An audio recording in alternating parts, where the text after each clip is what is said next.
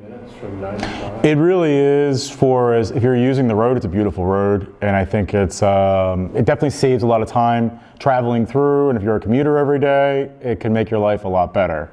And I've heard a lot of folks who are using it every day really love it. But I think the cost factor of it has been apportioned so that it's non-beneficial to anybody from Maryland coming in, or anybody from any other state, period, coming into their state. Instead of it being apportioned all the way through, like most tolls usually are, at each booth you pay based off of how far you've driven. It's front-loaded. If you're coming in from Maryland, we pay, or going in back into Maryland, we pay the full toll.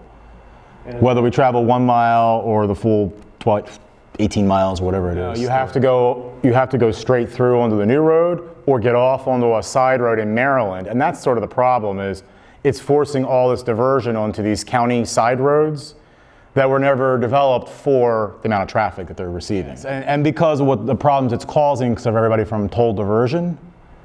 Not so much here. We are seeing some increases in traffic here in Galena and some additional commercial traffic that's coming through town.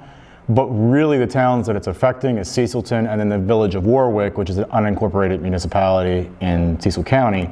And they're really feeling the brunt. I mean, I really feel for those people up there. Kind of some of the history of where this came from. 15 years ago when they first started discussing building this road, there were work sessions and work groups here in Maryland that were working with DelDOT to talk about this issue because everybody realized that there would be diversion off of the road if it was going to be a toll road. And the former mayor, actually, Harry Pisapia, he was on that work group. Then the Great Recession hit, funding disappeared, and all that went away. The project stopped, dead in its tracks. Then a decade later, it comes back, but all of a sudden, the state of Delaware excludes everybody from Maryland and state highway everything out of that project, out of the project completely, and left us all in the dark until it was announced a month and a half before it was opening that this is what the toll rates are going to be. And it's not even so much of being unfair to everybody here. What's happening is we're bearing the brunt in Maryland. So these roads that are being destroyed, who pays for them? We're going to have to pay for them. And Delaware has said that they would contribute something towards the roads, but you got to get a check from them first before you believe that. Then you also have destroyed people's quality of life, and eventually someone is going to get hurt or killed. Especially in the little village of Warwick, where cars are flying through. You have little streets there where had 2 cars an hour, now have 2,000 cars an hour coming through there. I would say the businesses in Middletown along the old 301 corridor have to be feeling a kickback or a pinch from this because they lost all the pass or through traffic, especially anything that was fast food or related to someone stopping along the way.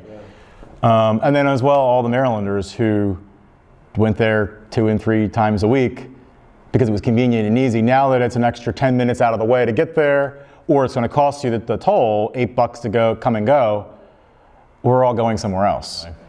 This is going to be a long issue to be solved out there because it's 2 different state entities that are going to have to battle each other out for this. And getting our state on board, because it's the far nether region of the state, and another state who same thing doesn't give it anything about this.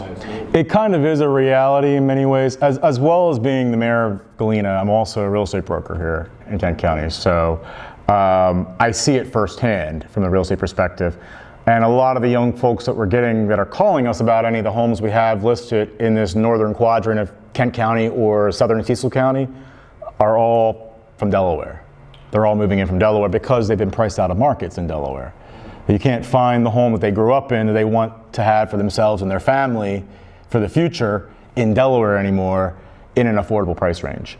So they're coming over here and it's $100,000 less.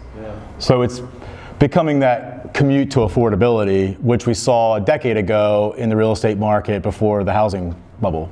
Well, this was the foundation of Middletown because Middletown people were commuting to Jersey. Exactly, and Wilmington areas and all of that. And so now it's just they're going further south. So they're either going further south towards Dover and Delaware or coming over to Maryland.